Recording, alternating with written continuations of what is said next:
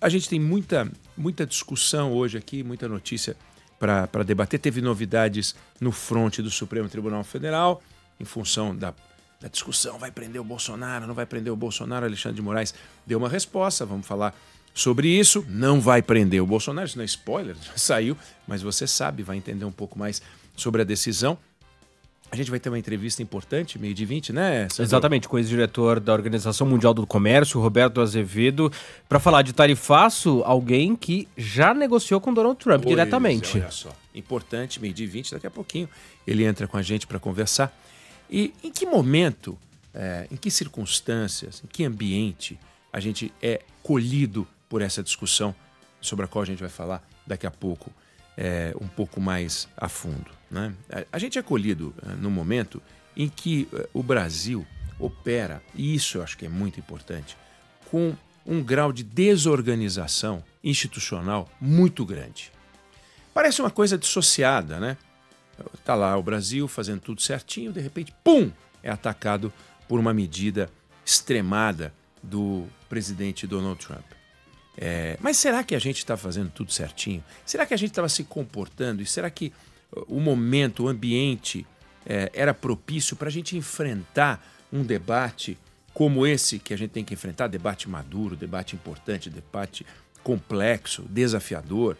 Porque é nessa hora que os grandes líderes mostram o seu tamanho. Mas é nessa hora também que os países mostram que a sua forma de organização. O Brasil está organizado porque quando um governante, ele se torna governante, quando ele vence uma eleição, ele tem o que se pode chamar de legitimidade eleitoral. Todos têm, todos. Goste dele ou não, goste dela ou não. O fato é, atingiu o número de votos necessário para se tornar presidente da República, entra. Não atingiu, vai para o segundo turno. Atingiu, entra. Não atingiu, fica, né? A gente festeja vários que ficaram pelo caminho, mas a gente tem que entender que quando chega o presidente novo, ou presidente nova, ele tem legitimidade eleitoral. Ninguém pode discutir, não faz o menor sentido, apesar dos negacionistas discutirem a legitimidade das urnas, há uma legitimidade eleitoral. Mas existe um outro passo, uma outra etapa, que é a legitimidade política. O que é a legitimidade política? É todo o processo entre a entrada no governo e a construção de um ambiente institucionalmente sólido. Essa é a legitimidade política. Ou seja, o presidente ou o candidato vai largando as penas ou o pelo, em homenagem ao nosso Dendê, aquela pelagem infantil do candidato e vai ganhando aquela aparência de governante. É outra cara, é outra roupagem. Não dá para imaginar que o presidente Lula possa ser o líder sindical Lula com faixa, certo? Não dá para imaginar que o Bolsonaro possa ser o militar de baixa patente com faixa. Não é assim que as coisas podem funcionar bem. No entanto, muitas vezes a gente vê que os presidentes, alguns cometem poucos deslizes, outros um número maior de deslizes, mas o ambiente retrata essa combinação entre o personagem anterior e o personagem que eles têm que se tornar. Isso vale para presidente, isso vale para deputado, isso vale para senador, isso vale para integrante de tribunal superior principalmente.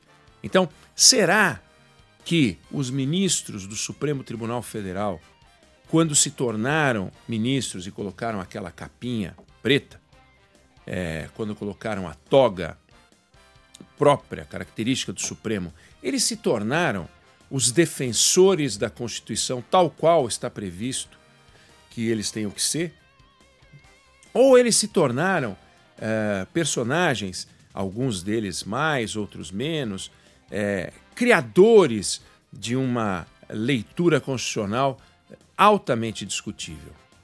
Será que os deputados e senadores do Brasil, ao chegar à função pública de deputado, de senador, eles se tornaram personagens que pensam o Brasil como um todo?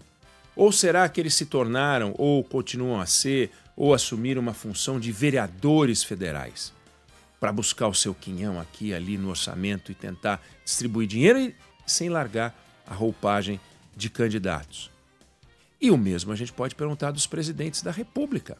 Será que os nossos presidentes da República, os mais recentes, eles conseguiram fazer essa troca quando foram eleitos?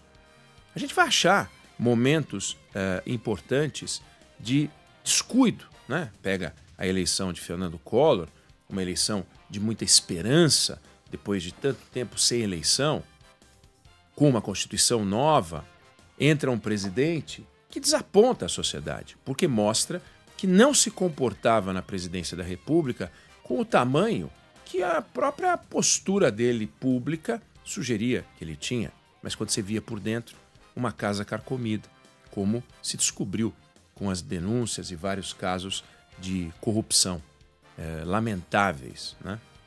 Você pega o governo de Fernando Henrique Cardoso, um governo eleito e reeleito, mas ele só foi reeleito porque ele criou a reeleição para ele.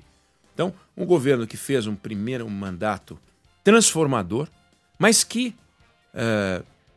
teve esse risco institucional, que foi: vamos aprovar uma emenda para que a gente tenha reeleição no Brasil, mas não a partir do meu sucessor, não. Já agora, a partir do meu próprio mandato. Um momento de fraqueza, né? Foi ruim para a nossa construção institucional, né?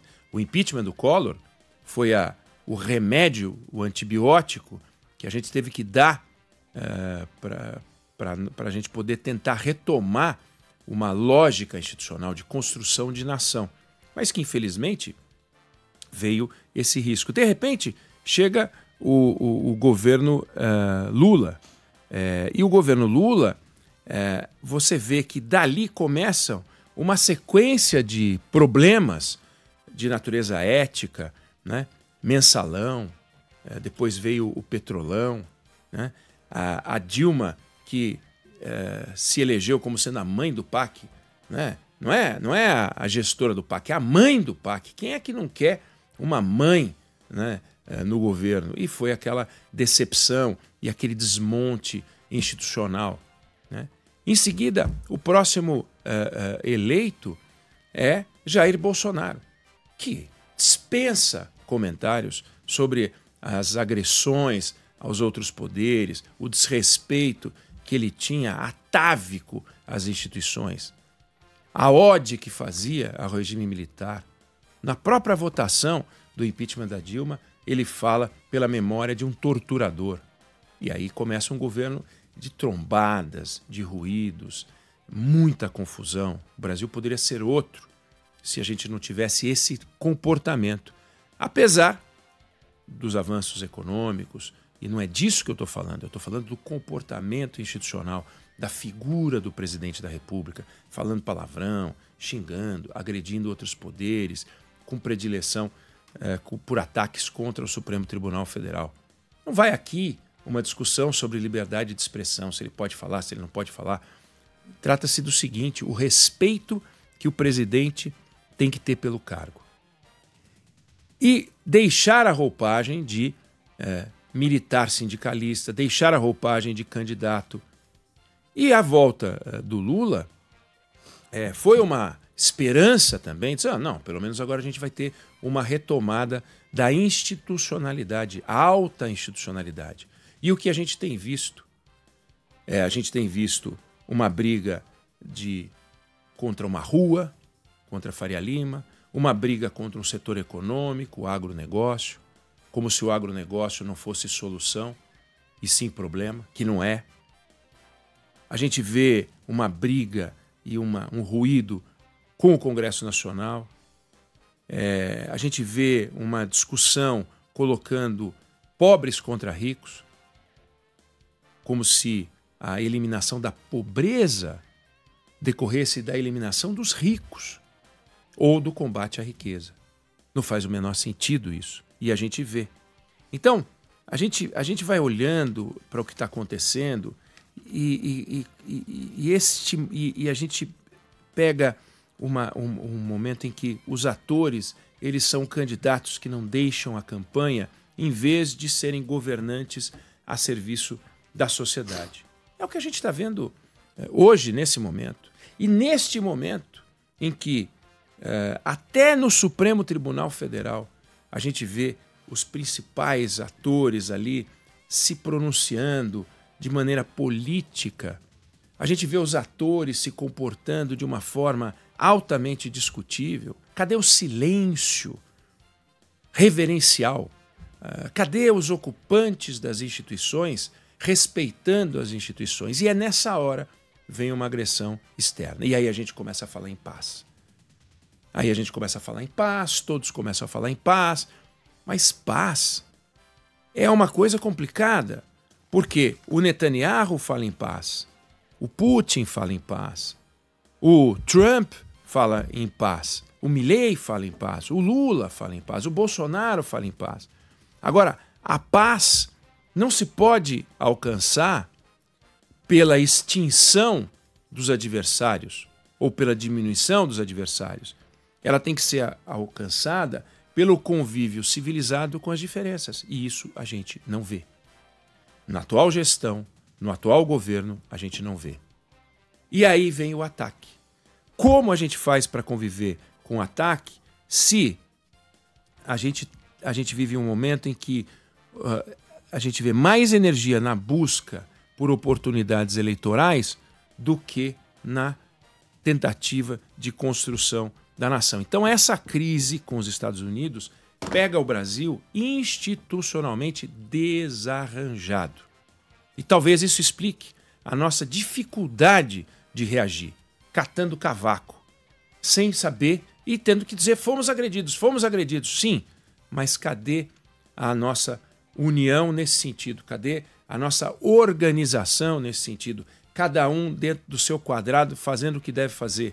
E se a gente tivesse feito isso, a gente teria os pontos de contato do Brasil com os Estados Unidos, os pontos de contato entre governo e Congresso, entre governo e Supremo, entre Supremo e Congresso, entre o Estado e a sociedade. E a gente não tem. É um Estado que tenta arrancar da sociedade o que a sociedade não tem para dar, e como a sociedade não tem para dar, porque já está farta de pagar tributos absurdos, começa a esse jogo das diferenças, o nós contra eles, os pobres contra os ricos. E isso tudo alimenta esse ambiente lamentável que a gente está vendo. Eu não sei se você concorda, se você discorda, mas essa é a opinião que eu tenho sobre o assunto.